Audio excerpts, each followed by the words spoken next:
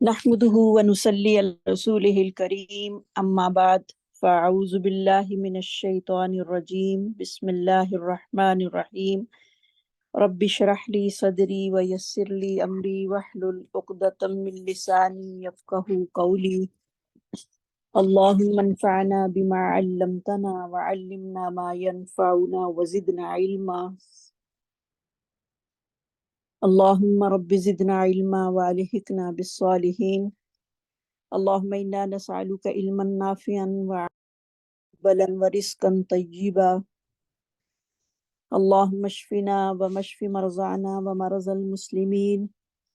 أذهب البأس رب الناس واشفي أنت شافي لا شفاءك شفاء لا يغادر سقما ربنا هب لنا من أزواجنا وذرياتنا قرة أعين واجعلنا للمتقين إماما رب اغفر وارحم وأنت خير الراحمين رب اغفر وارحم وأنت خير الراحمين رب ارحمهما كما ربياني صغيرا رب ارحمهما كما ربياني صغيرا اللهم اغفر للمؤمنين والمؤمنات والمسلمين والمسلمات منهم أحياء والأموات إنك سميع قريب مجيب الدعوات ربنا آتنا في الدنيا حسنة وفي الآخرة حسنة وقنا عذاب النار۔ انشاءاللہ آج ہمارا لیسن ہوگا آیت نمبر 24 سے لے کر انشاءاللہ آیت نمبر 32 تک۔ لفظی ترجمہ، والمحصنات وہ جو شادی شدہ ہیں، من النساء عورتوں میں سے، الا مگر، ما ملکت جن کے مالک ہوئے، ایمانکم تمہارے دائیں ہاتھ،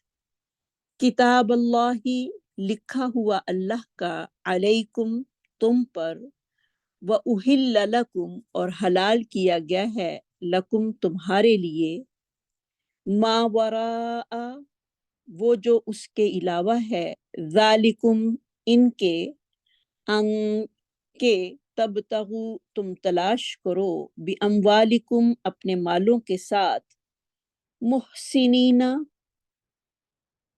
نکاح میں لانے والے ہو، غیر مسافہین نہ کہ بدکاری کرنے والے، فمستمتعتم پس جو تم نے فائدہ اٹھایا، بھی اس کے ساتھ، منہن ان میں سے، فآتوہن تو دے دو انہیں، اجورہن ان کا حق مہر، فریضتاً جو کہ مقرر ہے، ولا جناح اور نہیں ہے کوئی گناہ، علیکم تم پر، فیما ترازیتم اس میں جو تم باہم آپس میں راضی ہو جاؤ اس کے ساتھ، من بعد الفریضتی مہر مقرر کرنے کے بعد، ان اللہ بے شک اللہ تعالی کان ہے، علیمن جاننے والا، حکیمن بہت حکمت والا، ومن لم یستطیع اور جو کوئی نہ طاقت رکھے، منکم تم میں سے، طولن وسعت کی یا مال کی، ان ینکح المحصناتی یہ کہ وہ نکاح کرے آزاد عورتوں سے، المؤمناتی جو کہ مومنہ ہوں، فمما ملکت اور وہ جو مالک ہوئے، ایمانکم تمہارے دائیں ہاتھ، من فتیاتکم تمہاری لونڈیوں میں سے، مؤمنات جو کہ مومنہ ہیں، واللہ اور اللہ تعالیٰ عالم زیادہ جانتا ہے، بی ایمانکم تمہارے ایمان کو، بعضکم بعض تمہارے، من بعضن بعض سے ہیں، فانکحوہن پس نکاح کر لو ان سے، باذن اہلہن ان کے مالکوں کی اجازت سے، وآتوہن اور دو انہیں، اجورہن ان کے حق مہر، بالمعروف معروف طریقے سے، محصنات نکاح میں محفوظ ہونے والیاں، غیر مسافحات اور نہ بدکاری کرنے والیاں، ولا متخذات اخدان اور نہ چھپا یارانہ پکڑنے والیاں، فَإِذَا أُحْسِنَّ اور جب وہ نکاح میں لائی جائیں، فَإِنْ أَتَيْنَا اور پھر وہ آئیں بفاحشتن کسی بے حیائی کو، فعلیہن تو ان پر ہے نصف آدھی ما علی المحصنات جو کہ پاک دامن عورتوں پر ہے، من العذابی سزا میں سے، ذالکا یہ لمن اس شخص کے لیے ہے، خشی العنتا جو کوئی ڈرے گناہ سے، منکم تم میں سے، وان تصبروا اور اگر تم صبر کرو، خیر لکم تو یہ بہتر ہے تمہارے لیے، واللہ اور اللہ تعالیٰ بخشنے والا، رحیم رحم کرنے والا ہے۔ یرید اللہ چاہتا ہے اللہ تعالیٰ، لیبینا یہ کہ وہ واضح کر دے، لکم تمہارے لیے، ویہدیکم اور وہ ہدایت دے تمہیں، سنن الذین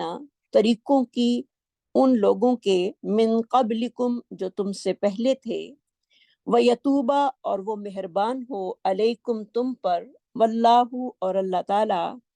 علیم بہت علم والا ہے، حکیم حکمت والا ہے۔ واللہ اور اللہ تعالیٰ، یرید وہ چاہتا ہے، ان یتوب علیکم یہ کہ وہ مہربان ہو تم پر، ویرید الذین اور چاہتے ہیں وہ لوگ، یتبعون الشہوات جو پیروی کرتے ہیں خواہشات کی،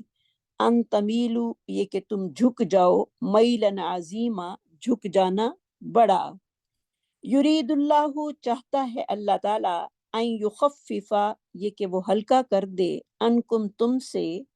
وخلق الانسان اور پیدا کیا گیا ہے انسان ضعیفہ کمزور، یا ایہا الذین اے لوگو جو آمنو ایمان لائے ہو، لا تأکلوا نہ تم کھاؤ، اموالکم اپنے مالوں کو، بینکم آپس میں، بالباطلی باطل طریقے سے، الا ان تکونا مگر یہ کہ ہو، تجارتن تجارت، ان ترازم باہمی رضامندی سے، منکم تم میں سے، ولا تقتلوا اور نہ تم قتل کرو، انفسکم اپنے نفسوں کو، ان اللہ بے شک اللہ تعالیٰ، کان ہے، بکم تمہارے ساتھ، رحیمہ بہت رحم کرنے والا۔ وَمَن یفعل اور جو کوئی کرے گا، ذالک یہ، عدواناً زیادتی، وظلماً اور ظلم سے، فسوف نصلیہ پس ان قریب ہم جلائیں گے اسے، نارن آگ میں، وکان ذالک اور ہے یہ، علی اللہ اللہ تعالیٰ پر، یسیرا بہت ہی آسان۔ ان تجتنبوا اگر تم اجتناب کرو، کبائر بڑے گناہوں سے، ما تنہونا وہ جو تم روکے جاتے ہو، انہو اس سے، نکفر ہم دور کر دیں گے، انکم تم سے، سیئاتکم تمہاری برائیاں، وندخلکم اور ہم داخل کریں گے تمہیں، مدخلاً کریما داخل کرنا عزت سے، ولا تتمنوا اور نہ تم تمنا کرو، ما فضل اللہ اس چیز کی جو فضیلت دی اللہ تعالیٰ نے اس کے ساتھ، بعضکم بعض کو، علی بعض بعض پر، للرجالی مردوں کے لیے، نصیب حصہ ہے، مما اکتسبوا اس میں سے جو انہوں نے کمایا، وللنساء اور عورتوں کے لیے، نصیب ایک حصہ ہے، مما اکتسبنا جو انہوں نے کمایا، وسعل اللہ پس تم سوال کرو اللہ تعالیٰ سے، من فضلہ اس کے فضل کا، ان اللہ بے شک اللہ تعالیٰ، کانا ہے، بکل شیء علیما ہر چیز کو خوب جاننے والا۔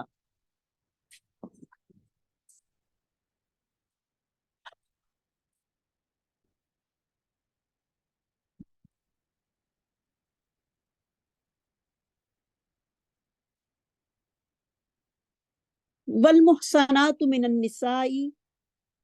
اور خامدوں والی عورتیں، محصنات اس کا روٹ ہوگا ہا صاد نون جس کا معنی ہوتا ہے قلعے میں رہنے والیاں۔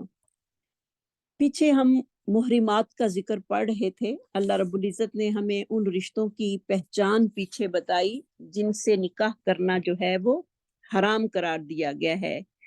اس میں مائیں ہیں، خالائیں ہیں، پھوپھیاں ہیں، اور دیگر رشتہ دار، بھتیجیاں، بانجیاں ساری جو ہیں اس میں ہیں۔ اب یہاں پر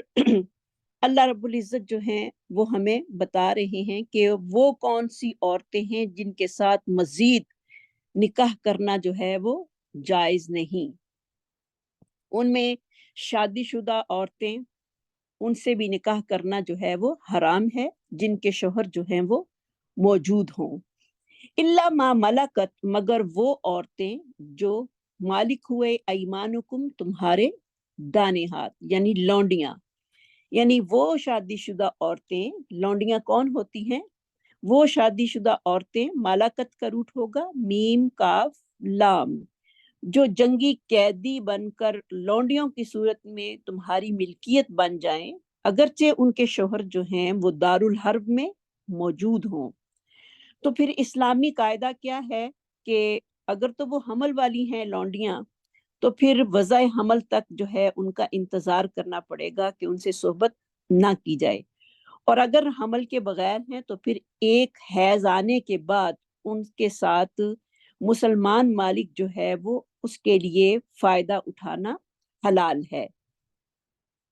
جیسے کہ ابو سعید خدری رضی اللہ تعالیٰ عنہ بیان کرتے ہیں کہ نبی صلی اللہ علیہ وسلم نے غزوہ حنین کے دن اوتاس کی طرف ایک لشکر روانہ کیا۔ اس نے دشمن پر جو تھی وہ فتح حاصل کرتے ہوئے بہت سے لوگ جو تھے، لوگوں کو جنگی قیدی جو تھا وہ بنا لیا۔ صحابہ اکرام رضوان اللہ علیہم اجمعین نے مال غنیمت کی تقسیم کے بعد اپنے حصے میں آنے والی لونڈیوں سے جو تھی وہ صحبت اس بنا پر حرام سمجھی کہ ان کے خامد جو ہیں وہ دارالحرب میں جو ہیں وہ موجود ہیں۔ تو اللہ رب العزت نے یہ آیت جو تھی وہ نازل کی اور فرمایا کہ جب تک ان کے رحم پاک صاف نہ ہو جائیں، ان کے مالک کو ان کے ساتھ پھر جمع کرنے کی اجازت دے دی۔ یعنی حمل کی صورت میں وضع حمل کے بعد اگر ہم حاملہ نہیں ہیں تو پھر ایک حیض ختم ہونے کے بعد جو ہے وہ مالک اس کے ساتھ جمع جو ہے وہ کر سکتا ہے۔ تو اب یہ نہیں کہ ان عورتیں جو ہیں اگر مسلمانوں کو مل گئی ہیں لونڈیوں کی صورت میں تو وہ ان کے حقوق سے جو ہیں وہ دستبردار ہو جائیں، نہیں، بلکہ کیا ہے، لونڈی کے بھی حقوق جو ہیں وہ ادا کرنے پڑیں گے۔ اب مسئلہ یہ پیدا ہوتا ہے کہ جو لونڈی کے جسم سے پیدا ہونے والی اولاد ہے وہ کیا ہوگی؟ تو اس کے بارے میں بھی اسکالرس کہتے ہیں کہ لونڈی کے جسم سے پیدا ہونے والی جو بچے ہوں گے اس کا مالک انہیں فروخت نہیں کر سکتا۔ لونڈی کا مالک کسی دوسرے مرد سے اس کا نکاح کر دے تو پھر اس سے صرف صحبت کے علاوہ کوئی دوسری خدمت لے سکتا ہے۔ تو اگر کسی لونڈی کے ہاں مالک کی اولاد پیدا ہو گئی تو وہ ام ولد کہلائے گی، اس کی تجارت جو ہے وہ منع ہے، جبکہ مالک کی وفات کے بعد لونڈی جو ہے وہ از خود جو ہے وہ آزاد ہو جائے گی۔ تو لونڈیوں کے ساتھ جو ہے وہ حسن سلوک بھی کرنا ہے، اور جس طرح کے دوسری بیویوں کے ساتھ کیا جاتا ہے، جیسے کہ حضرت ابو موسیٰ عشری رضی اللہ تعالی عنہ بیان کرتے ہیں کہ نبی صلی اللہ علیہ وسلم نے فرمایا کہ 3 قسم کے لوگ دوہرے اجر کے مستحق ہوں گے۔ اہل کتاب کا وہ فرد جو اپنے نبی پر ایمان لایا اور رسول صلی اللہ علیہ وسلم کی نبوت پانے کے بعد آپ صلی اللہ علیہ وسلم کی تصدیق اور اتباع کرتے ہوئے آپ صلی اللہ علیہ وسلم پر ایمان لایا۔ نمبر 2، وہ غلام جو اپنے مالک کا حق ادا کرنے کے ساتھ ساتھ اللہ کا بھی حق ادا کرے۔ نمبر 3، وہ شخص جو لونڈی کی اچھی تعلیم و تربیت کرتے ہوئے اسے آداب زندگی سکھلا کر آزاد کر دے اور اس سے نکاح کر لے۔ تو ان لوگوں کو جو ہے وہ اللہ رب العزت جو ہے وہ دوہرا اجر دیں گے۔ تو لونڈیوں کے ساتھ حسن سلوک کرنا بہت ہی ضروری ہے۔ تو اب ہم دیکھتے ہیں کہ آزاد کرنے کا اجر کیا ہے۔ وہ مالک جو اپنی لونڈی کو آزاد کر دے اس کا اجر کیا ہے؟ جیسے کہ انسان کو اللہ رب العزت نے جو ہے وہ آزاد پیدا کیا ہے اور اس کی زندگی کا جو ہے پرپز وہ کیا ہے؟ عبود اللہ، اللہ کی عبادت ہے۔ یعنی پرپز آف لائف جو ہے وہ اللہ کی عبادت رکھا ہے کیونکہ اللہ رب العزت خود فرماتے ہیں وما خلقت الجن والانس الا لیعبدون، ہم نے جنوں اور انسانوں کو صرف اپنی عبادت کے لیے ہی پیدا کیا ہے۔ اور پھر آزادی کے ساتھ اسی لیے اس کو آزاد بنایا ہے تاکہ وہ اپنی عبادت جو ہے وہ پوری یکسوئی کے ساتھ کرے، اور پھر غلاموں کو آزاد کرنے والے جو ہیں ان کے لیے بھی اللہ رب العزت نے بہت بڑے ثواب کی جو ہے وہ خوشخبری سنائی ہے۔ جیسے کہ حضرت ابو ہریرہ کی حدیث ہے، آپ صلی اللہ علیہ وسلم نے فرمایا جو کوئی مسلمان کسی مسلمان کو آزاد کرے گا تو اللہ تعالیٰ اس غلام کے ہر عضو کے بدلے آزاد کرنے والے کے عضو جہنم کی آگ سے جو ہے اس کو آزاد کر دے گا۔ سبحان اللہ۔ تو اس میں ہمارے لیے کیا سبق ہے کہ ہمیں بھی دیکھنا ہے کہ ہمارا پرپز آف لائف جو ہے وہ کیا ہے، ہمارا گول جو ہے وہ اللہ کی عبادت ہے یا کچھ اور ہے۔ تو غلام کو آزاد کرنا یا کسی بھی قید شدہ چیز کو آزاد کرنا جو ہے اس کے لیے بہت ہی زیادہ اجر ہے۔ جیسے کہ ابھی میں نے حدیث سے پڑھا، کتاب اللہ علیکم، اللہ تعالیٰ نے فرض کر دیا ہے تمہارے اوپر۔ کیا فرض کیا ہے؟ جیسے کہ حضرت ابو ہریرہ بیان کرتے ہیں کہ نبی صلی اللہ علیہ وسلم نے فرمایا کہ عورت پھپھی اور اس کی بھتیجی،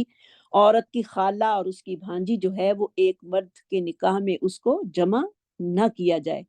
تو یہ چیز جو ہے اللہ تعالیٰ نے مقرر کر دی ہے، فرض کر دی ہے، یعنی پھپھی اور بھتیجی جو ہیں وہ ایک نکاح میں جمع نہیں ہو سکتی، اور نہ ہی اسی طرح بھانجی اور خالہ ایک نکاح میں جمع نہیں ہو سکتی۔ تو کچھ چیزیں ایسی ہیں جس کو قرآن نے مینشن نہیں کیا، جس کی تفسیر ہمیں حدیث رسول صلی اللہ علیہ وسلم سے ملتی ہے۔ تو یعنی پتہ چلتا ہے کہ جو چیزیں حرام کی گئی ہیں خاص طور پہ نکاح کی پاسداری میں، وہ فرض کا درجہ رکھتی ہیں۔ جس طرح اللہ رب العزت کی طرف سے حرام کی گئی عورتوں کی حرمت کی پاسداری فرض ہے، اسی طرح نبی صلی اللہ علیہ وسلم نے بھی جو بتا دی وہ بھی اس کی بھی پاسداری جو ہے وہ مسلمان پر فرض ہے۔ جیسے کہ رسول اللہ رب العزت قرآن عزیز میں فرماتے ہیں وَمَا آتَاكُمُ الرَّسُولُ فَخُذُوهُ وَمَا نَهَاكُمْ عَنْهُ فَانْتَهُوا، جو کچھ تمہیں رسول دے دے اس کو لے لو، اور جس سے اللہ کا رسول منع کر دے اس سے منع ہو جاؤ۔ وَأُحِلَّ لَكُمْ، اور حلال کر دیا گیا ہے تمہارے لیے مَا وَرَاءَ ذَلِكُمْ، جو اس کے علاوہ عورتیں ہیں، یعنی حرمت والے رشتوں کے علاوہ جتنے بھی عورتیں ہیں وہ سب تمہارے لیے حلال ہیں۔ ان تبتغوا، یہ کہ تم ان کو تلاش کرو، باتا غین اس کا روٹ ہوگا، بِأَمْوَالِكُمْ، اپنے مالوں کے ساتھ، محسنین، نیکی کرنے والیاں ہوں، غیر مسافہین، اور نہ کہ مستی اڑانے والیاں۔ تو مسافہین کا روٹ ہوگا سین فاہا۔ تو ان کے علاوہ یعنی مقصد نکاح بھی جو ہے وہ یہاں پر بتا دیا گیا ہے کہ نکاح کا مقصد جو ہے وہ صرف شہوت کی تکمیل ہی نہیں بلکہ نسل انسانی کی افزائش ہے، اور انسان کو اپنے نسب کی، اپنی عفت و عظمت کی جو ہے وہ حفاظت کرنا ہے۔ تو لہٰذا اسلام نے مرد کو ایک وقت میں 4 عورتوں کو اپنی زوجیت میں رکھنے کی جو ہے وہ اجازت دی ہے، کہ بشرطے یہ کہ ان کے حقوق جو ہیں وہ پورے کیے جائیں، اور تمام امور میں جو ہے وہ عدل سے جو ہے وہ کام لیا جائے۔ جیسے کہ ہم پیچھے پڑھ چکے ہیں، اگر مرد انصاف نہیں کر سکتا تو پھر اس کے لیے صرف ایک ہی عورت جو ہے وہ کافی ہے۔ لیکن نکاح کا جو مقصد ہے وہ صرف اس سے شہوت کو پورا کرنا نہ ہو، اور نہ ہی یہ ہو کہ انسان جو ہے وہ اپنی شہوت کو پورا کر کے نکاح کے بعد جو ہے وہ اس کو طلاق دے دے، بلکہ نکاح کا مقصد کیا ہے؟ اس سے یہ ہے کہ انسان جو ہے وہ اپنی عزت کو اس کے ساتھ، اپنی شرمگاہ کو اس کے ساتھ جو ہے وہ محفوظ کرتا ہے۔ تو اسی لیے اللہ رب العزت نے پاک دامن مردوں کو پاک دامن عورتوں سے ہی نکاح کرنے کا حکم جو ہے وہ دیا ہے، کیونکہ جو زنا والی عورتیں ہوتی ہیں وہ صرف زانی مرد کی ہی خواہش کو پورا کر سکتی ہیں۔ اور یہ چیزیں جو ہیں وہ ہمیں اپنے بچوں کو یہ احکامات ان کے نکاح سے پہلے سمجھانے چاہیے، کہ نکاح کا مقصد جو ہے وہ ہمیں اپنے ذہن میں رکھنا ہے، اور بچوں کو بھی یہ سکھانا ہے کہ نکاح جو ہے وہ صرف شہوت کو پورا کرنے کے لیے نہیں ہوتا، بلکہ ایک گھر کی پاسداری اور اس کو آباد کرنا اور اس کی ساری رسپانسبلٹی جو ہے وہ اپنے اوپر لینے کا نام ہے۔ فَمَسْتَمْتَعْتُمْ، پس جو کوئی تم فائدہ حاصل کرو اس کے ساتھ، فَاسْتَمْتَعْتُمْ کا روٹ ہوگا میم تعین، ان عورتوں سے، فَآتُوهُنَّ تو دو، پس جن سے تم فائدہ حاصل کرتے ہو یعنی جن سے تم صحبت کرتے ہو تو دو ان کو اجورہن، اجر کی جمع یعنی ان کا حق مہر، فریضتاً جو کہ مقرر ہے، ولا جناح علیکم اور نہیں ہے کوئی گناہ تم پر، فیما ترازیتم اس میں جو تم آپس میں راضی ہو گئے، اس کے من بعد الفریضتی اس کے مقرر کرنے کے بعد، ان اللہ بے شک اللہ تعالیٰ کان ہے علیما حکیما، جاننے والا اور حکمت والا۔ یعنی جن عورتوں سے تم نے نکاح کے بعد بذریعہ جماع تم نے فائدہ حاصل کیا، انہیں ان کا حق مہر جو ہے وہ ادا کر دو۔ تو کیونکہ تم نے ان سے فائدہ اٹھایا ہے اور اس طرح وہ اپنے مقرر کردہ مہر کو وصول کر کے فائدہ اٹھانے کی زیادہ حقدار ہیں۔ تو جب مہر مقرر ہو جاتا ہے تو پھر میاں اور بیوی کے درمیان جو ہے وہ باہمی رضامندی سے وہ جو ہیں آپس میں کمی بیشی کر سکتے ہیں، لیکن کسی دباؤ کے بغیر مرد جو ہے وہ بیوی کو جو ہے وہ حق مہر ادا کرے۔ یہ نہ ہو کہ حق مہر کو ادا کرتے ہوئے اس پر دباؤ ڈالے اور وہ یا تو ڈر کے مارے جو ہے اس کو حق مہر واپس کر دے، نہیں، صرف رضامندی آپس کی جب ہوگی تو وہ پھر آپس میں کمی بیشی کر دیتے ہیں۔ یہ بھی مقصد نہیں ہونا چاہیے کہ عورت کو تنگ کر کے اس سے نکاح اس کا حق مہر جو ہے اس سے واپس لیا جائے، نہیں، بالکل نہیں، بلکہ یہ عورت کا حق ہے اور عورت کے پاس ہی جو ہے وہ رہنا چاہیے۔ ہاں، اگر مرد کو اس کے بعد کسی چیز کی ضرورت پڑتی ہے تو باہمی رضامندی سے اگر عورت اپنی خوشی کے ساتھ مرد کو اس میں سے کچھ دینا چاہتی ہے تو وہ دے سکتی ہے۔ اب اللہ رب العزت نے یہ جو حق مہر ہیں یہ عورتوں پر کیوں مقرر کیے ہیں، اس کی حکمتیں اللہ رب العزت جو ہیں وہ بہتر جاننے والے ہیں، اور ہمارا کام کیا ہے کہ ہم اللہ کے دیے ہوئے حکموں پر عمل پیرا ہو جائیں، اور ہمارا مقصد جو ہے وہ اللہ تعالیٰ کی رضامندی کا صرف حصول ہونا چاہیے۔ باقی حکمتیں اور ان احکامات کی مصلحتیں جو ہیں وہ اللہ جو ہے وہ خوب جانتے ہیں، ہم ان چیزوں کو نہیں جان سکتے۔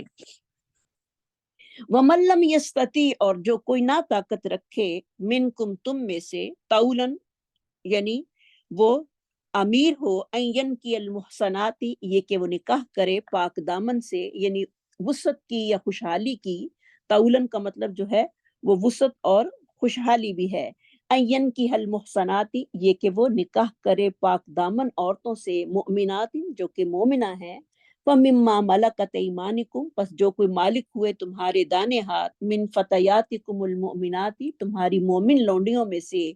واللہ عالم اور اللہ تعالیٰ خوب جانتا ہے، بِایمانکم تمہارے ایمانوں کو۔ یعنی یہاں پر ایک اور قاعدہ کلیہ بھی اللہ رب العزت نے ہمیں بتا دیا ہے کہ مرد کو جو نکاح کرنا ہے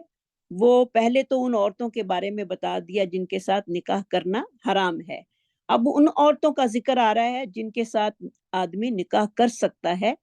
اور ان میں سے پسندیدہ یہ ہے کہ وہ آزاد اور مومنہ عورت سے جو ہے وہ نکاح کرے۔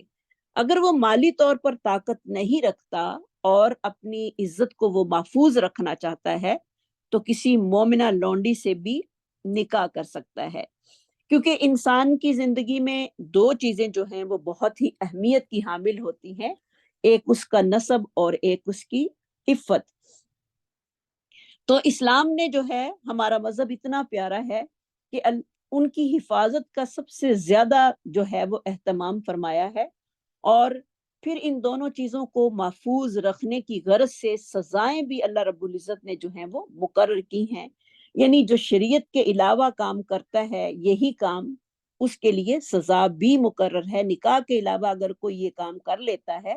تو وہ زنا کے زمرے میں آ جاتا ہے اور اس کی سزا بھی مقرر ہے. تو کیونکہ نکاح کی جو طاقت رکھتا ہو، جیسے کہ نبی صلی اللہ علیہ وسلم کی حدیث ہے کہ جو نکاح کی طاقت رکھتا ہو وہ نکاح کرے، کیونکہ یہ انسانی نظر کو نیچا اور شرمگاہ کو محفوظ کرنے کا نہایت اچھا اور عمدہ ذریعہ ہے. جیسا کہ نبی صلی اللہ علیہ وسلم کی ایک اور روایت میں آتا ہے، آپ صلی اللہ علیہ وسلم نے فرمایا، اے نوجوانوں، تم میں سے جو شخص نکاح یعنی حقوق زوجیت اور بیوی کے نان و نفقہ کی طاقت رکھتا ہو اسے چاہیے کہ وہ شادی کر لے، کیونکہ نکاح سے جو ہیں وہ نگاہیں نیچی اور شرمگاہ جو ہے وہ محفوظ رہتی ہے. اور جو کوئی نا طاقت رکھتا ہو اسے چاہیے کہ وہ روزے رکھے، یقیناً وہ اس کی شہوت کو توڑ دیں گے. یعنی مسئلہ جو ہمیں یہاں پر پتہ چل رہا ہے وہ یہ ہے کہ اگر کوئی آدمی، اس کے پاس اتنا پیسہ نہیں ہے کہ وہ آزاد عورت سے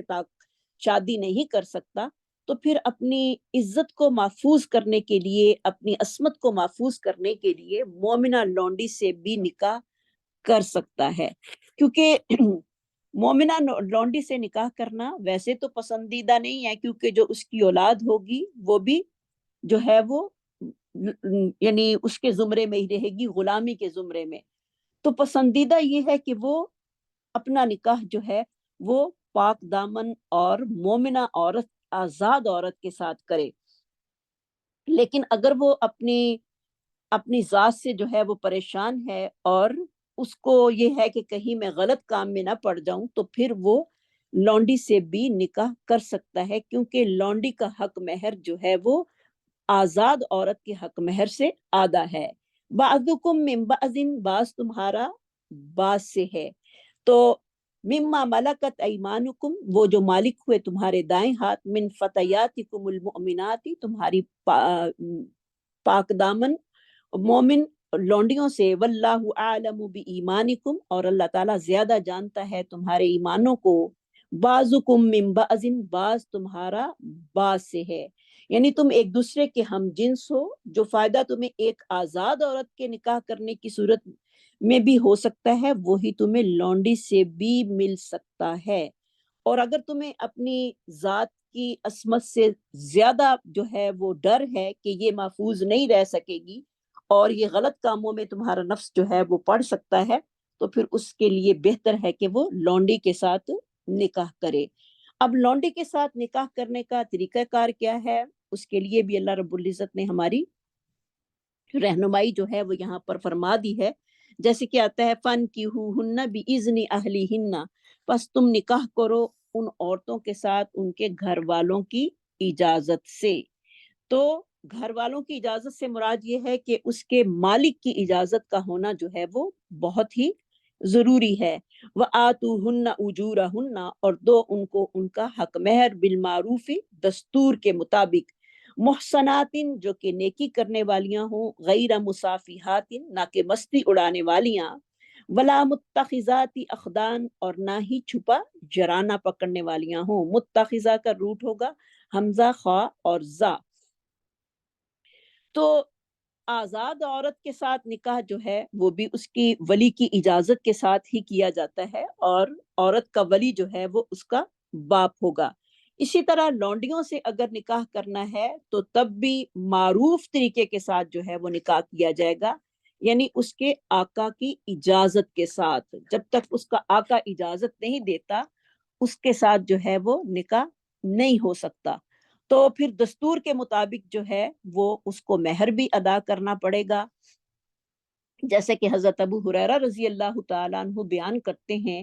کہ آپ صلی اللہ علیہ وسلم نے فرمایا، کوئی عورت کسی عورت کا نکاح نہ کرے. یعنی کوئی عورت جو ہے وہ اتنی پاور نہیں رکھتی کہ وہ کسی عورت کی ولی بن کر اس کا نکاح کرے، اور نہ ہی کوئی عورت از خود اپنا نکاح کرے. اور یعنی جو اپنا نکاح خود کرتی ہے وہ عورت بدکار عورت ہے. تو آزاد عورت کی طرح لونڈی کے ساتھ بھی نکاح کرنے کے لیے حق مہر کو جو ہے وہ ضروری قرار دیا ہے. جیسے کہ اللہ رب العزت ارشاد فرما رہے ہیں، وَآتُوهُنَّ أُجُورَهُنَّ بِالْمَعْرُوفِ، دو ان کو ان کا حق مہر معروف طریقے کے ساتھ. جو معروف طریقہ ہے اس کے ساتھ، یعنی بھلے طریقے کے ساتھ جو ہے وہ دو. تو اگر کوئی لونڈی کسی عورت کی ملکیت ہو تو اس عورت مالکہ کا ولی بھی اس کی لونڈی کا بھی ولی بنے گا، یعنی اس آزاد عورت کا جو ولی ہے وہ لونڈی کا بھی ولی بنے گا، یعنی جو اس کا باپ وغیرہ ہے یا اس کا کوئی باپ نہیں ہے تو چچا یا ماموں جو ہے وہ بھی اس لونڈی کا بھی ولی بنے گا۔ عورت جو ہے وہ عورت کی ولی نہیں بن سکتی۔ اور اگر کوئی غلام اپنے مالک کی اجازت کے بغیر نکاح کرے تو رسول اللہ صلی اللہ علیہ وسلم نے اسے زانی قرار دیا ہے، نعوذ باللہ من ذالک۔ یعنی مالک کی اجازت ہونا غلام کے لیے زیادہ ضروری ہے، جبکہ آزاد آدمی جو ہے وہ اپنا نکاح خود کر سکتا ہے۔ تو پتہ چلتا ہے کہ غلام کے لیے نکاح کے وقت اپنے مالک سے اجازت لینا ضروری ہے، جیسا کہ سیدنا جابر رضی اللہ تعالیٰ عنہ فرماتے ہیں کہ نبی صلی اللہ علیہ وسلم نے فرمایا جس غلام نے اپنے مالکوں کی اجازت کے بغیر نکاح کیا وہ زانی ہے، استغفر اللہ، جس نے اپنے مالک کی اجازت کے بغیر۔ تو یہاں سے ہمیں کیا سب درس مل رہا ہے کہ وہ عورتیں جو از خود اپنا نکاح کورٹ میں جا کر لیتی ہیں یا جو اپنے والدین کی اجازت کے بغیر کر لیتی ہیں تو ان کا نکاح کیسے ہو سکتا ہے؟ تو جیسے کہ معاشرے میں آج کل یہی رواج بنا ہوا ہے کہ جو پیرنٹس کسی سے راضی نہیں ہوتے تو وہ عورتیں جو ہیں وہ کورٹ میں جا کر خود نکاح جو ہے وہ کر لیتی ہیں، اور وہ لڑکا بھی کر لیتا ہے اس کے ساتھ نکاح، تو خود از عورت جو ہے وہ اپنا نکاح نہیں کر سکتی۔ تو اس سے پتہ چلتا ہے کہ جو کورٹ میں نکاح کیا جاتا ہے وہ نکاح باطل ہے۔ تو اجازت کا ہونا، ولی کی اجازت کا ہونا اور ولی کا شامل ہونا عورت کے نکاح کے وقت بہت ہی ضروری ہے۔ اب لونڈیوں کے ساتھ بھی نکاح کرنے کی کچھ شرائط جو ہیں وہ اسلام نے عائد کی ہیں۔ نمبر 1 کہ لونڈی جو ہے وہ مومنہ ہو۔ نمبر 2 ظاہر و باطن میں وہ پاک باز ہو۔ نمبر 3 مرد میں آزاد مسلمان عورت کے ساتھ نکاح کی استطاعت نہ ہو تو تب وہ لونڈی کو چوز کرے، ورنہ اس کے لیے آزاد عورت کے ساتھ نکاح کرنا جو ہے وہ زیادہ بہتر ہے۔ اگر آدمی کو بدکاری میں پڑ جانے کا اندیشہ ہو تب وہ لونڈی سے نکاح کر سکتا ہے۔ اب یہ جاننا چاہیں گے کہ ہم کہ لونڈی کی سزا کیا جب ہوگی جب وہ نکاح کے بعد زنا کر لے، اس کے بارے میں بھی اللہ رب العزت ہمیں یہاں پر بتا رہے ہیں۔ فَإِذَا أُحْسِنَّ جب وہ شادی شدہ ہو جائیں، فَإِنْ أَتَيْنَا بِفَاحِشَةٍ اور وہ آئیں بے حیائی کی طرف، یعنی لونڈیاں بھی شادی شدہ ہونے کے بعد ہا سوات نون اس کا بھی روٹ ہوگا اور آئیں وہ بے حیائی کی طرف، فَعَلَيْهِنَّ نِصْفُ پس ان پر جو ہے وہ آدھا ہے، ما علی المحصنات من العذاب آدھی سزا ہے جو کہ پاک دامن عورتوں پر ہے، من العذابی عذاب سے، یعنی آزاد عورت کی نسبت جس طرح اس کا حق مہر آدھا ہے اسی طرح اس کی سزا بھی آدھی ہوگی لونڈی کی۔ تو یعنی لونڈیوں کی سزا کیا ہے؟ ان کو رجم نہیں کیا جائے گا، کیونکہ رجم کا نصف کسی بھی صورت میں جو ہے وہ ممکن نہیں۔ اگر غیر شادی شدہ لونڈی کوئی ایسا غیر شادی شدہ لونڈی سے کوئی ایسا فعل جو ہے وہ ہو جائے تو اس پر حد نہیں بلکہ تعزیر جو ہے وہ جاری ہوگی، تاکہ آئندہ جو ہے وہ یعنی ایسی سزا جاری ہوگی جو کہ تاکہ آئندہ وہ بے حیائی سے اجتناب کرے۔ تو یہاں پر احسنہ کا لفظ اذا احسنہ فاذا احسنہ کے لفظ کو بیان کر کے جو ہے وہ قید لگائی گئی ہے کہ صرف شادی شدہ ہونے کی صورت میں ہی ان لونڈیوں پر حد ہے۔ تو لونڈیوں سے نکاح کس شخص کے لیے ہے؟ ذالک لمن خشی العنت منکم، یہ اس شخص کے لیے ہے جو ڈرتا ہے مشقت میں پڑ جانے سے تم میں سے، یعنی جس کو اپنے آپ کو سنبھالنا مشکل ہے، اس کو اندیشہ ہے کہ کہیں وہ غلط کام میں نہ پڑ جائے، اس کا صبر نہیں ہے، تو پھر اس کے لیے نکاح کرنا ہے۔ ورنہ اللہ رب العزت کیا فرماتے ہیں؟ وَأَن تَصْبِرُوا اگر تم صبر کر لو یعنی اپنا نفس روک لو، خیر لکم تو یہ تمہارے لیے زیادہ بہتر ہے، یعنی لونڈیوں کو اپنی زوجیت میں لانے سے صبر کرنا تمہارے لیے زیادہ بہتر ہے۔ لیکن اب تو لونڈیوں کا رواج جو ہے وہ ختم ہو چکا ہے، اب تو سب آزاد عورتیں ہیں۔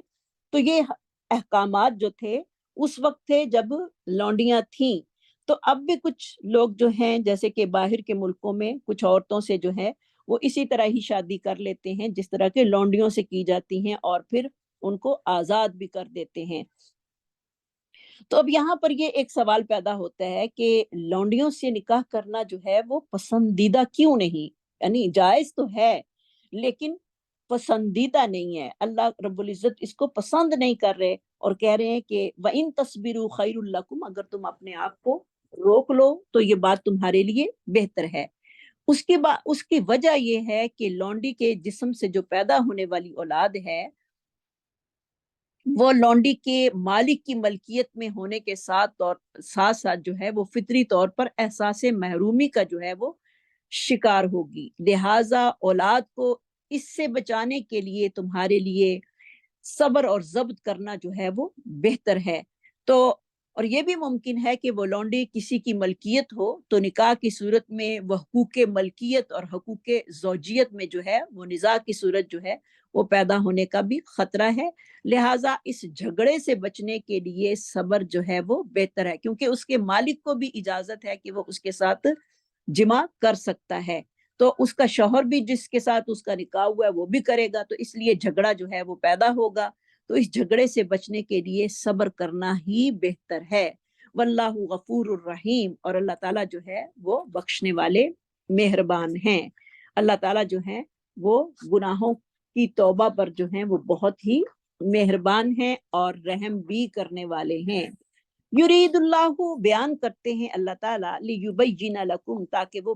ارادہ کرتے ہیں اللہ تعالیٰ، لیبین لکم، یہ کہ وہ بیان کریں تمہارے لیے، ویہدیکم، اور راہ دکھائیں تم کو، سنن الذین، ان لوگوں کے طریقوں کی، یہدیکم کا روٹ ہوگا ہا دال یا، سنن، سنہ کی جمع جو ہے وہ سنن ہے، الذین، وہ لوگ، من قبلکم، جو تم سے پہلے تھے، ویتوب علیکم، اور وہ رجوع کرتا ہے تم پر، واللہ علیم حکیم، اور اللہ تعالیٰ جو ہے وہ جاننے والا اور حکمت والا ہے۔ اللہ کا ارادہ کیا ہے کہ اللہ تعالیٰ ساری چیزیں انسان کو کھول کر جو ہے وہ بتا دے، اور تمہارے لیے اللہ تعالیٰ نے آسانیاں جو ہیں وہ پیدا کی ہیں، اور تمہیں ان لوگوں کے راستے بھی دکھا دیے ہیں جو تم سے پہلے تھے، تاکہ انسان کو سمجھنے میں اور عمل کرنے میں کوئی دقت اور الجھن جو ہے وہ محسوس نہ ہو، جیسے کہ سورہ زمر کی آیت نمبر 27 اور 28 میں آتا ہے، وَلَقَدْ ضَرَبْنَا لِلنَّاسِ فِي هَذَا الْقُرْآنِ مِنْ كُلِّ مَثَلٍ لَعَلَّهُمْ يَتَذَكَّرُونَ قُرْآنًا عَرَبِيًّا غَيْرَ ذِي عِوَجٍ لَعَلَّهُمْ يَتَّقُونَ، اے رسول، ہم نے اس قرآن مجید میں لوگوں کو سمجھانے کے لیے ہر قسم کی مثالیں جو ہیں وہ بیان کی ہیں تاکہ وہ نصیحت حاصل کریں۔ ہم نے قرآن کو عربی میں اتارا ہے اور اس میں کسی قسم کی کجی جو ہے وہ نہیں رکھی تاکہ لوگ جو ہیں وہ اس سے ڈر جائیں۔ تو اللہ تعالیٰ نے پہلے لوگوں میں، یعنی انبیاء علیہ السلام تھے، ان کے پیروکار تھے، ان کے اچھے افعال اور عادات کو ہمارے لیے جو ہے وہ بیان کیا ہے تاکہ ہم شرعی احکام پر عمل پیرا ہو کر دنیا اور آخرت میں جو ہیں وہ کامیاب ہو سکے، اور ہمیں سارے مسائل کا جو ہے وہ صحیح طور پر پتہ چل سکے، اور ہمیں سابقہ امتوں کے بھی اللہ رب العزت نے جو ہیں وہ احکامات بتلائے ہیں کہ وہ لوگ جن پر عمل کر کے اللہ رب العزت کے مقرب بنے تھے، تو ہمیں بھی انہی راستوں پر جو ہے وہ چلنا ہے جیسے کہ ان لوگوں نے عمل کیا، اگرچہ ہمارے احکامات جو ہیں وہ ان سے مختلف ہیں، لیکن ان کے لیے اللہ کے احکامات ان کی خواہشات کے آگے جو تھے وہ رکاوٹ نہیں بنے، اسی طرح ہمارے سامنے بھی اللہ کے احکامات جو ہیں وہ رکاوٹ نہیں بننے چاہیے، اور اللہ تعالیٰ نے جو ہے وہ ہمارے لیے بہت ساری جو ہیں وہ آسانیاں پیدا کر دی ہیں تاکہ ہم سہولت کے ساتھ ان پر عمل پیرا ہو سکیں، جیسے کہ سورۃ حج کی آیت نمبر 78 میں آتا ہے، وَمَا جَعَلَ عَلَيْكُمْ فِي الدِّينِ مِنْ حَرَجٍ، اللہ تعالیٰ نے تمہارے دین میں تم پر کوئی سختی جو ہے وہ نہیں رکھی۔ تو حضرت ابو ہریرہ فرماتے ہیں کہ نبی صلی اللہ علیہ وسلم نے فرمایا، ان الدین یسر، کیسے جوامع کلم جو ہیں وہ ہمیں استعمال کیے گئے ہیں، یعنی دین جو ہے وہ تو بہت ہی آسان ہے۔ تو پھر ہمارے لیے دین پر عمل کرنا کیوں مشکل ہے؟ یہ ایک سوال پیدا ہوتا ہے کہ دین پر عمل کرنا، دین تو ہمارا بہت ہی آسان ہے، لیکن ہمارے لیے عمل کرنا کیوں اتنا مشکل ہے؟ ہمارے لیے دین پر چلنا کیوں اتنا مشکل ہے؟ تو اللہ رب العزت نے انسان کی سہولت کے لیے ایسے احکامات اتارے ہیں، سبحان اللہ، جن پر عمل پیرا ہونا جو ہے وہ ناممکن نہیں بلکہ ممکن ہے۔ اللہ رب العزت نے انسان کے اندر اتنی طاقت رکھی ہے کہ وہ ان احکامات پر جو ہے وہ آسانی کے ساتھ عمل پیرا ہو سکے۔ اور پھر کتنی آسانیاں اللہ رب العزت نے ہمیں دی ہیں کہ اگر ہمارے سے غلطی ہو جائے تو ہم توبہ کر لیں تو اللہ رب العزت جو ہیں وہ قصور بھی معاف کر دیتے ہیں۔ تو یہ اللہ رب العزت کی کتنا بڑا احسان ہے ہمارے اوپر کہ ہم گناہ کر کے اللہ کی طرف جب رجوع کرتے ہیں تو اللہ ہمارے گناہوں کو معاف کر دیتے ہیں، سبحان اللہ۔ اللہ ہم سب کو سچی اور صحیح توبہ کرنے کی توفیق عطا فرمائے۔ تو اللہ رب العزت توبہ بھی کی توفیق بھی اسی کو دیتے ہیں جو اللہ تعالیٰ کو پسند آتا ہے، اور جسے وہ اپنے بندے کی توبہ کو قبول کرتا ہے، اور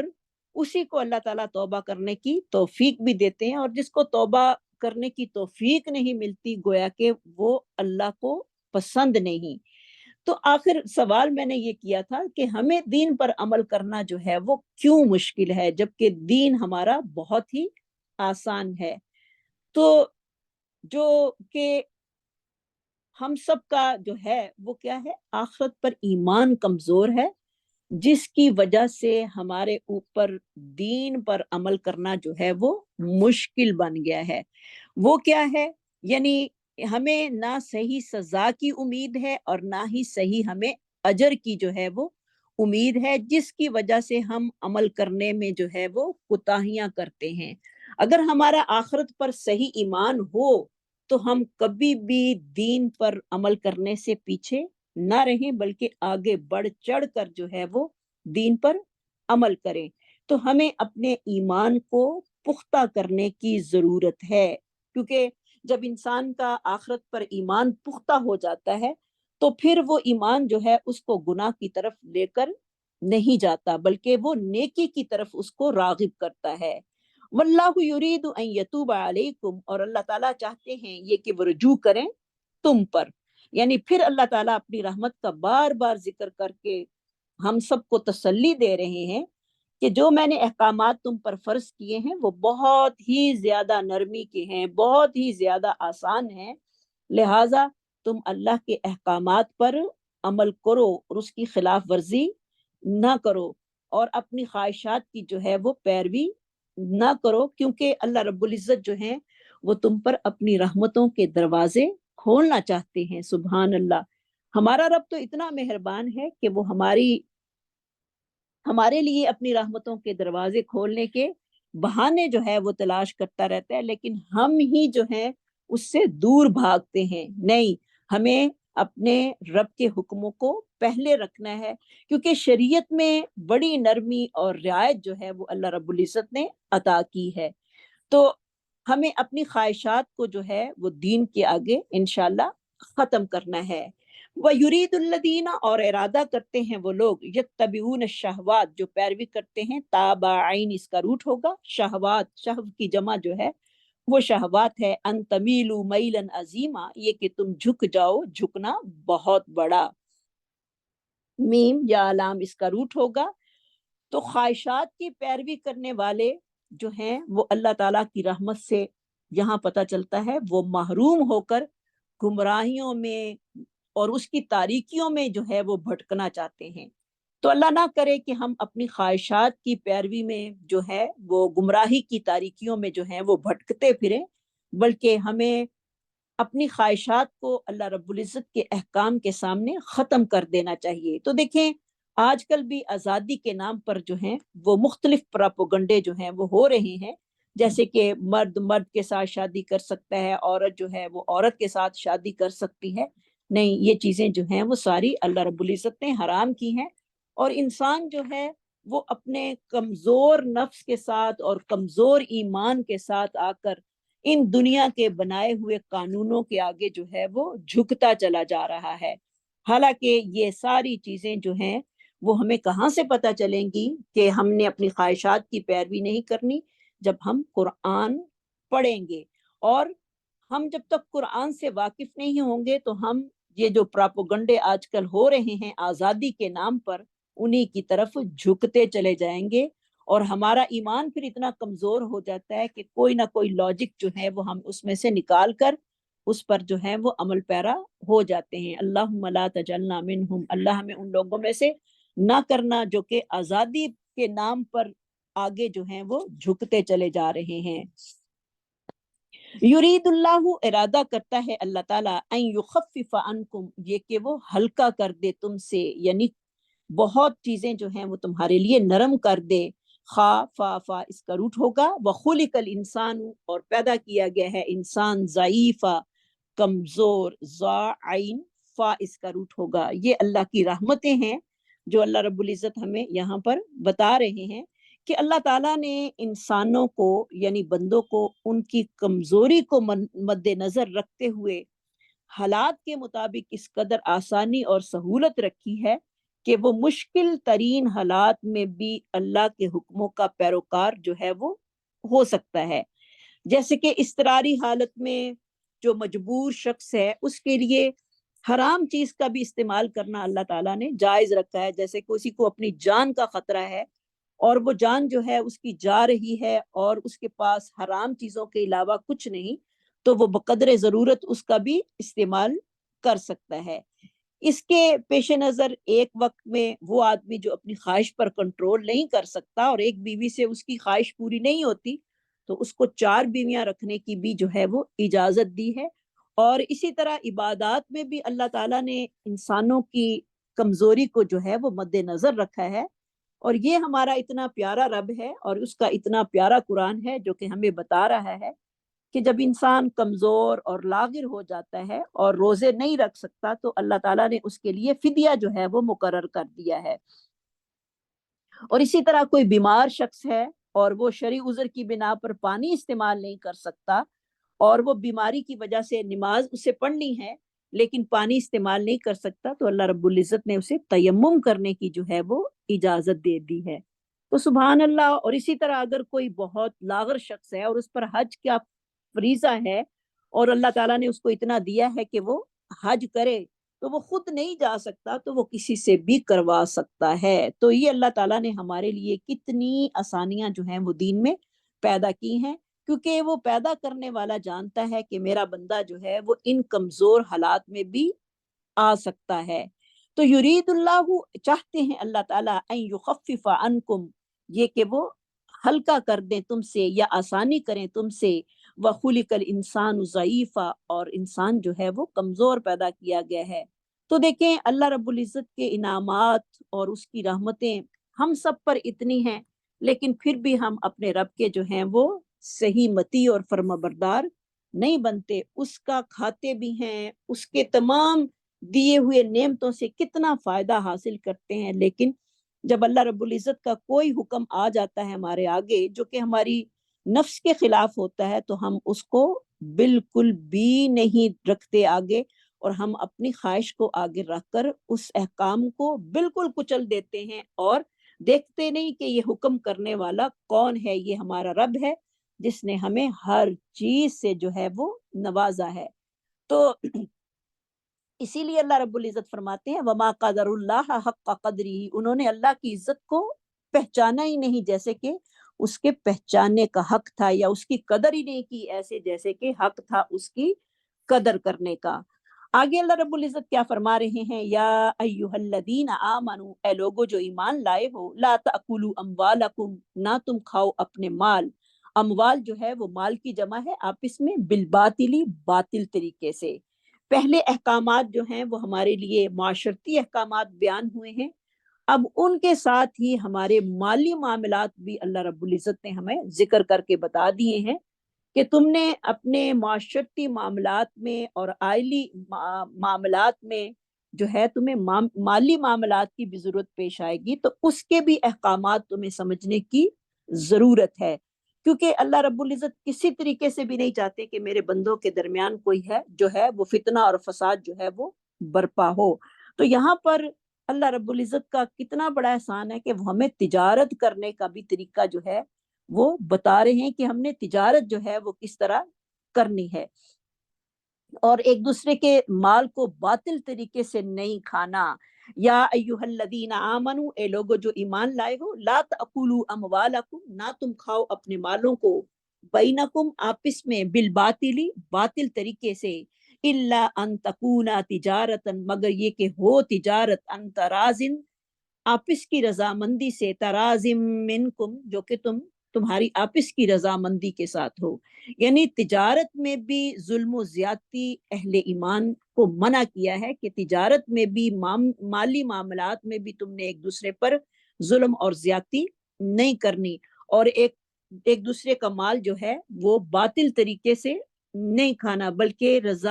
باہمی رضامندی کے ساتھ جو ہے وہ حلال تجارت کرنی ہے، اور پھر اس سے جو نفع ہوگا اس مال سے فائدہ اٹھانے کی اللہ رب العزت نے ہم یعنی دونوں فریقوں کو جو ہے وہ اجازت دی ہے، اس لیے کہ آپس میں اخوت اور ہمدردی جو ہے وہ پیدا ہو۔ اور اموالکم بینکم، یعنی ایک دوسرے کے مال، یہ الفاظ جو اللہ رب العزت نے استعمال کیے ہیں، اس کا معنی کیا ہے کہ شفقت، محبت، ہمدردی اور احسان اور باہمی تعاون کے احساس کو جو ہے وہ ہم مسلمانوں میں اللہ رب العزت نے بیدار کیا ہے۔ تو اللہ رب العزت نے تجارت کرنے کے اصول اور ضوابط جو ہیں وہ ہمیں بتا دیے ہیں۔ ان میں سے سب سے پہلے یہ ہے کہ جب دو فریق آپس میں کوئی مال بیچ رہے ہوں تو ان کی آپس میں رضامندی جو ہے وہ ضروری ہے، یعنی رضامندی کے بغیر تجارت جو ہے وہ ممنوع ہوگی، وہ جائز نہیں ہوگی۔ ایک بندہ لینے کے لیے تیار ہے، دوسرا بندہ دینے کے لیے تیار ہے تو ٹھیک ہے، اور نقد تجارت ہو رہی ہے تو دونوں آپس میں رضامند ہیں تو وہ تجارت جائز ہے۔ اگر ایک لینے کے لیے تیار نہیں اور دوسرا اسے زبردستی دے رہا ہے تو ایسی تجارت جو ہے وہ ممنوع ہے۔ پھر دوسری بات جو اللہ تعالیٰ نے ہمیں بتائی کہ ماپ تول میں جو ہے وہ کمی نہیں کرنی، جیسے کہ اللہ رب العزت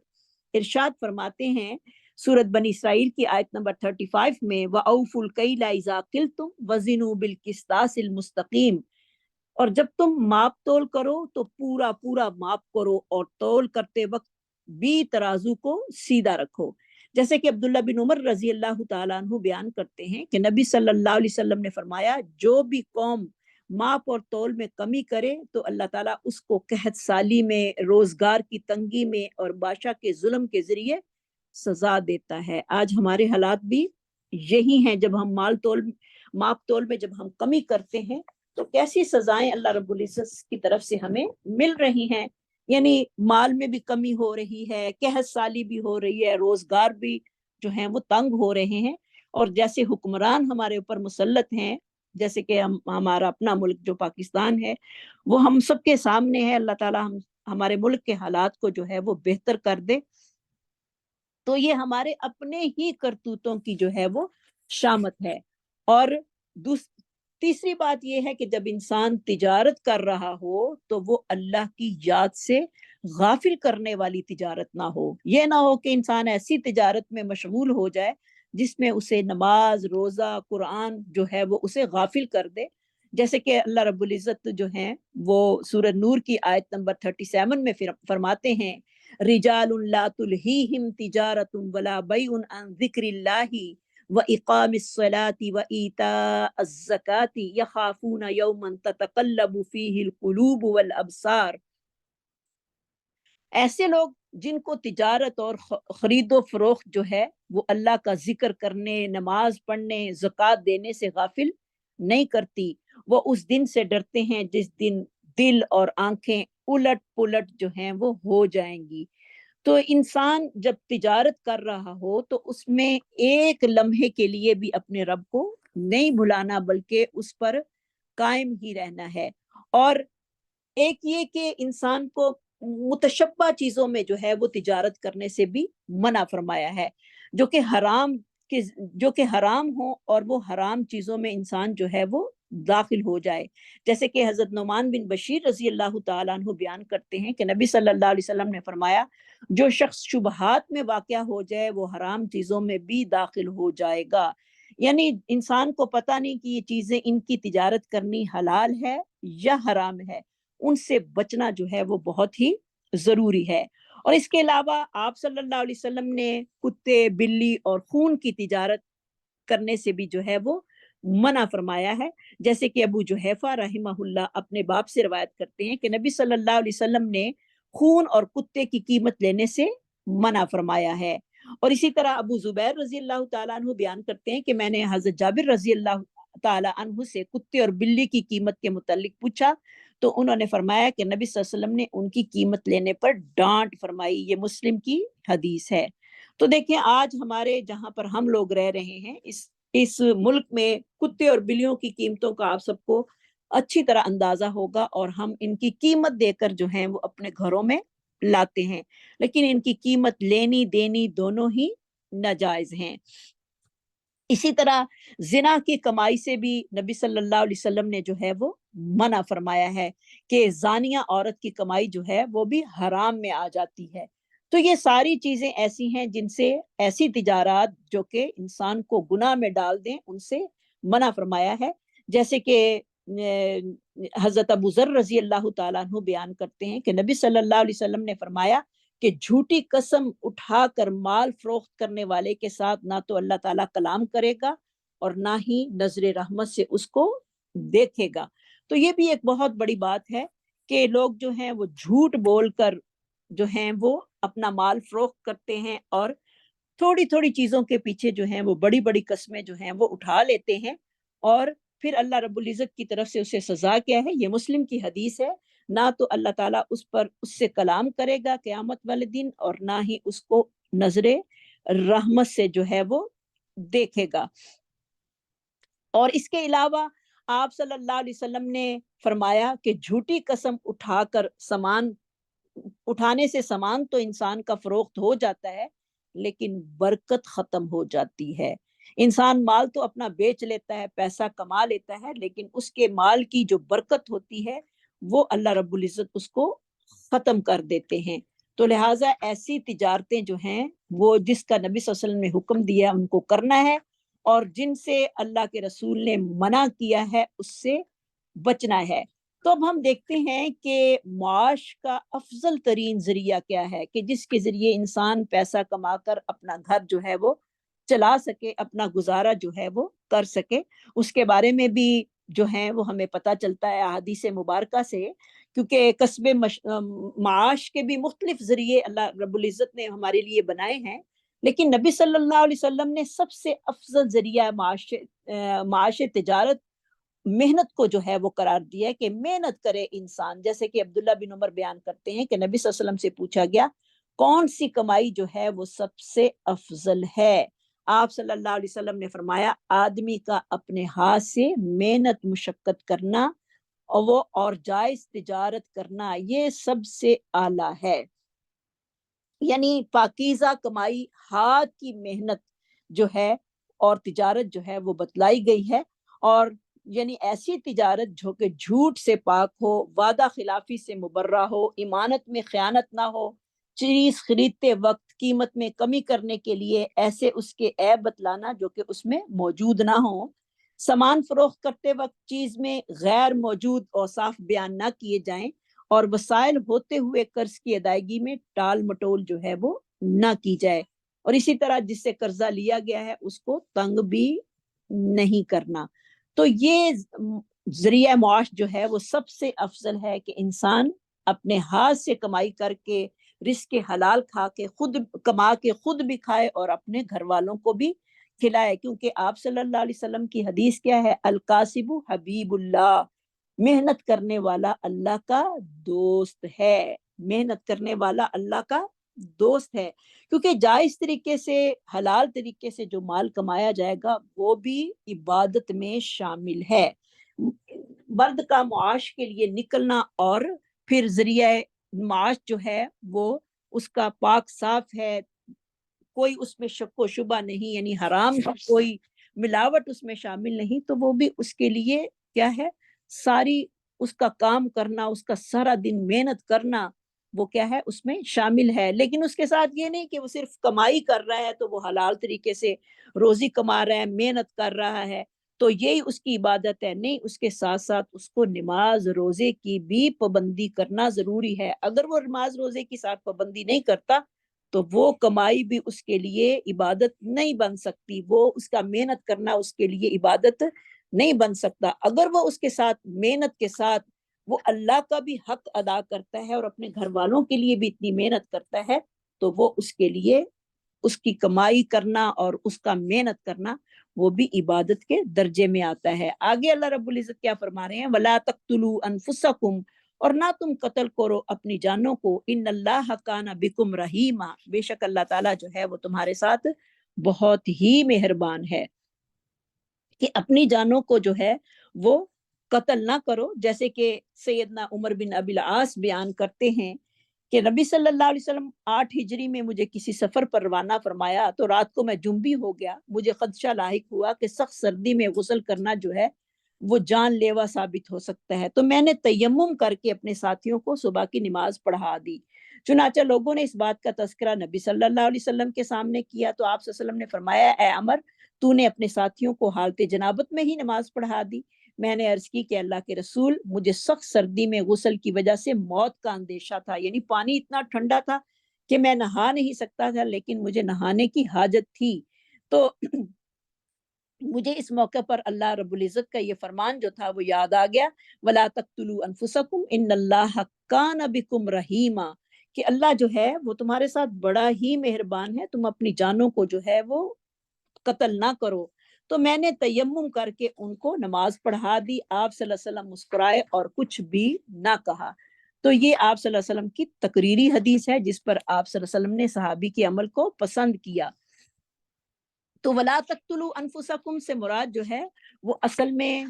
ایک ہے کہ اپنے آپ کو، اپنی جان کو خود نہ ختم کرو، جیسے خودکشی وغیرہ کرنا یہ سب سے بڑا گناہ ہے۔ جیسے کہ ابو ہریرہ بیان کرتے ہیں کہ نبی صلی اللہ علیہ وسلم نے فرمایا، جس نے چھری کے ساتھ خودکشی کی تو قیامت کے دن چھری اس کے ہاتھ میں ہوگی جس کے ساتھ وہ اپنے پیٹ کو پھاڑے گا اور ہمیشہ ہمیشہ کے لیے جہنم کی آگ میں رہے گا۔ جس نے زہر کھا کر اپنی جان کو ہلاک کیا تو اس کا زہر اس کے ہاتھ میں ہوگا جسے وہ تھوڑا تھوڑا کر کے پیے گا اور ہمیشہ کے لیے جہنم میں رہے گا۔ جس نے پہاڑ سے کود کر خودکشی کی تو وہ مسلسل جہنم کی آگ میں گرتا رہے گا اور اس میں ہمیشہ ہمیش رہے گا۔ استغفر اللہ۔ یہ کتنی بڑی بڑی باتیں ہیں جو کہ ہمیں دیکھنی ہے اور ان چیزوں کا علم جو ہے وہ اپنے بچوں کو بھی دینا ہے۔ تو دیکھیں جس معاشرے میں ہم رہ رہے ہیں یا آج کل جو حالات ہیں ہمارے ملک کے، وہاں پر خودکشی ایک عام سی چیز جو ہے وہ بن گئی ہے۔ تو یہ کتنا سخت اور بھیانک جرم ہے جس کو اللہ رب العزت نے ہمارے لیے یہاں پر بیان کیا ہے۔ جیسے کہ ثابت بن ضحاک رضی اللہ تعالیٰ عنہ بیان کرتے ہیں کہ نبی صلی اللہ علیہ وسلم نے فرمایا، جس نے کسی چیز کے ساتھ خودکشی کی اس چیز کے ساتھ ہی قیامت کے دن اسے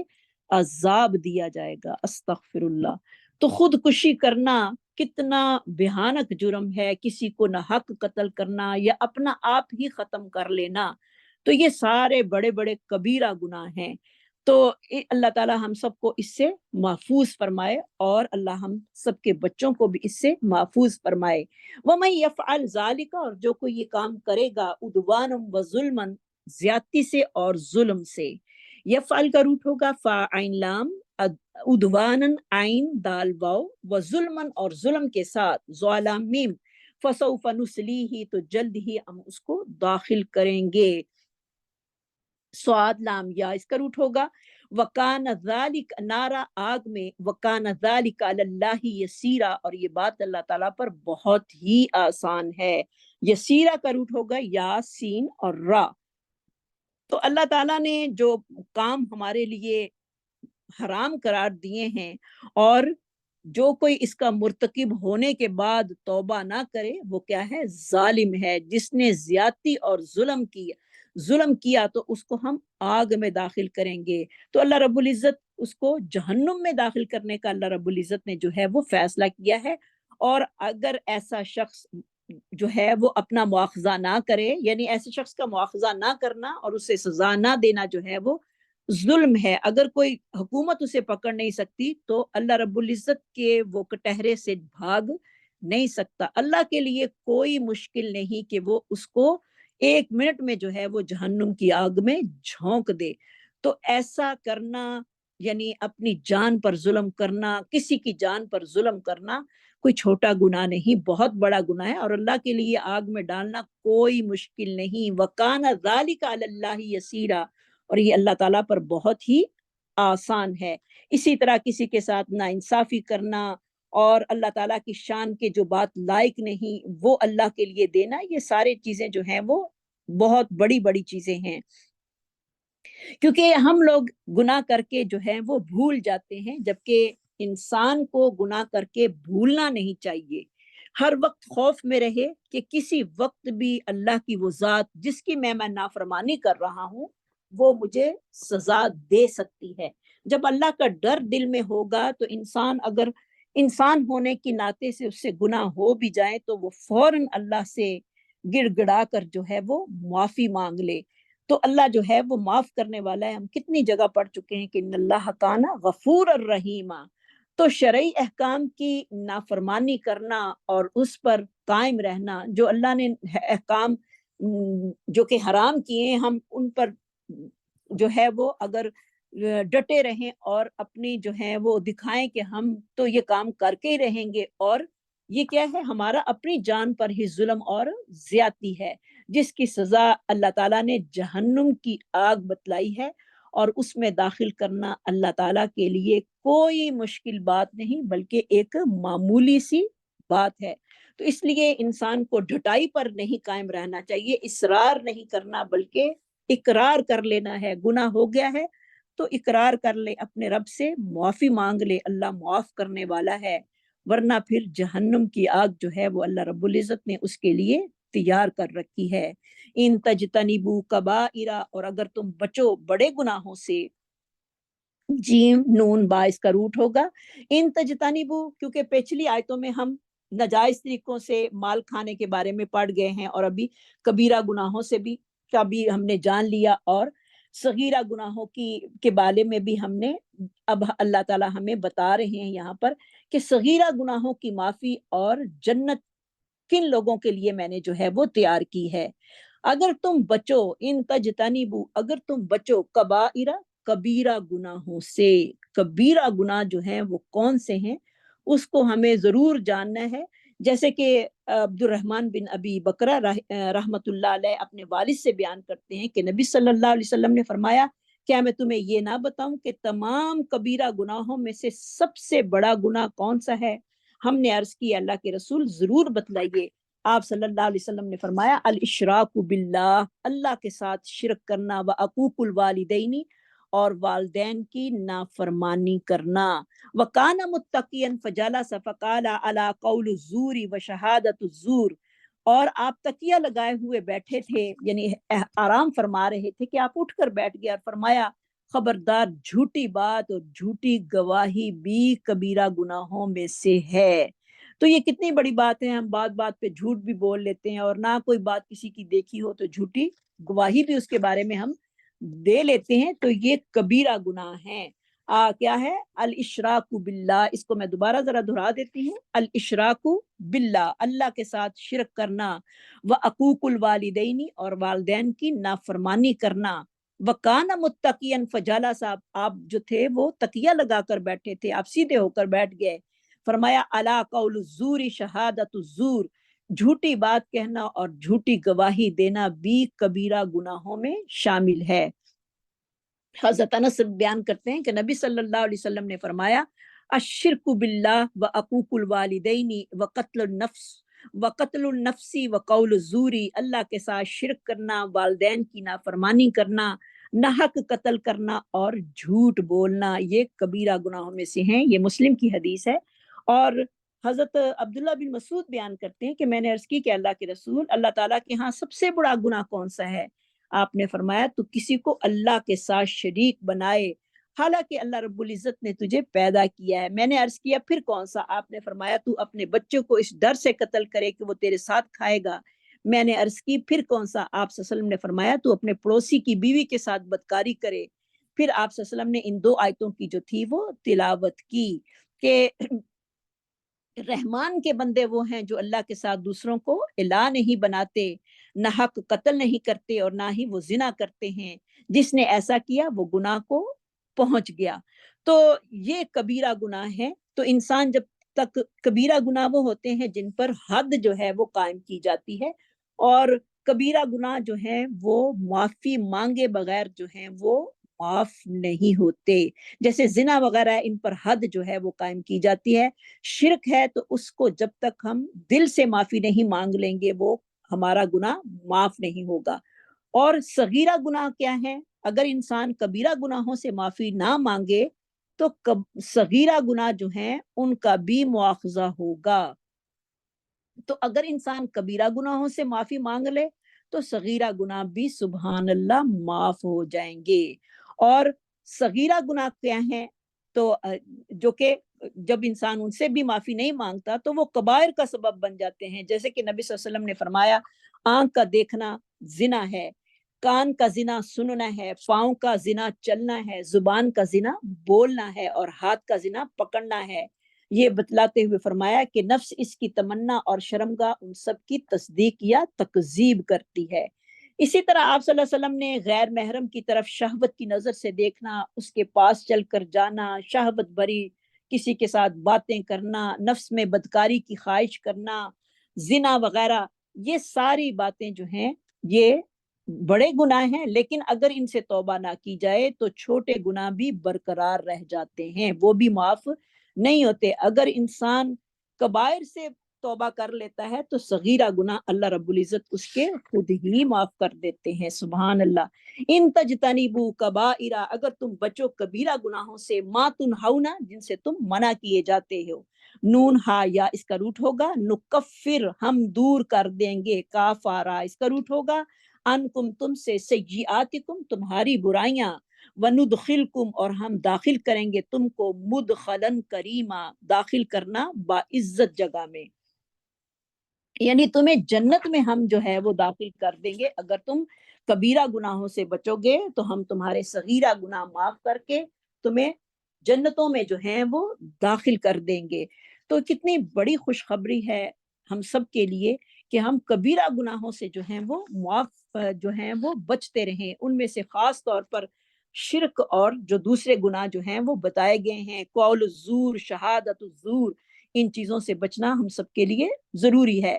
تو کبائر گناہ جو ہیں وہ توبہ کے بغیر معاف نہیں ہوتے، اور بعض کبیرہ گناہ ایسے بھی ہیں جو کہ انسان کو اس دائرہ اسلام سے بھی خارج کر دیتے ہیں، استغفر اللہ۔ تو کبائر سے توبہ اور صغائر گناہوں کے کفارے کا سبب بنتے ہیں، یعنی کبائر سے توبہ کی تو صغیرہ گناہ کے کفارے خود بخود عطا ہو جاتے ہیں۔ اللہ تعالیٰ کبائر سے بچنے والوں کی عزت والی جگہ یعنی جنت میں جو ہے وہ داخل فرمائے گا۔ وآخر دعوانا ان الحمد للہ رب العالمین۔ کیونکہ اب ہمارا ٹائم ختم ہو گیا ہے تو انشاءاللہ اس آیت کو نیکسٹ ویک میں اگلی لیسن کے ساتھ ملائیں گے انشاءاللہ الرحمن۔ تو ٹھیک ہے، جزاک اللہ و احسن الجزاء فی الدنیا والآخرہ، سبحان ربک رب العزت عما یصفون وسلام علی المرسلین والحمد للہ رب العالمین۔ سبحانک اللہم و بحمدک، نشہد ان لا الہ الا انت، نستغفرک و نتوب الیک۔ ربنا لا تؤاخذنا ان نسینا او اخطأنا، ربنا ولا تحمل علينا اسرا كما حملته على الذين من قبلنا، ربنا ولا تحملنا ما لا طاقة لنا به، واعف عنا واغفر لنا وارحمنا انت مولانا فانصرنا على القوم الكافرين، آمین برحمتک یا ارحم الراحمین۔ ربنا تقبل منا انک انت السمیع العلیم وتب علینا انک انت التواب الرحیم، وصلی اللہ تعالی علی خیر خلقہ محمد وآلہ واصحابہ وذریتہ اجمعین برحمتک یا ارحم الراحمین۔ جزاک اللہ احسن الجزاء فی الدنیا والآخرہ۔ اللہ میری ان سب بہنوں کو، اللہ تعالی ہم سب کو قرآن کا شوق جو ہے وہ نصیب فرمائے، اور اللہ تعالیٰ ہمارا بیٹھنا جو ہے وہ قبول فرمائے، آمین۔ السلام علیکم ورحمۃ اللہ وبرکاتہ۔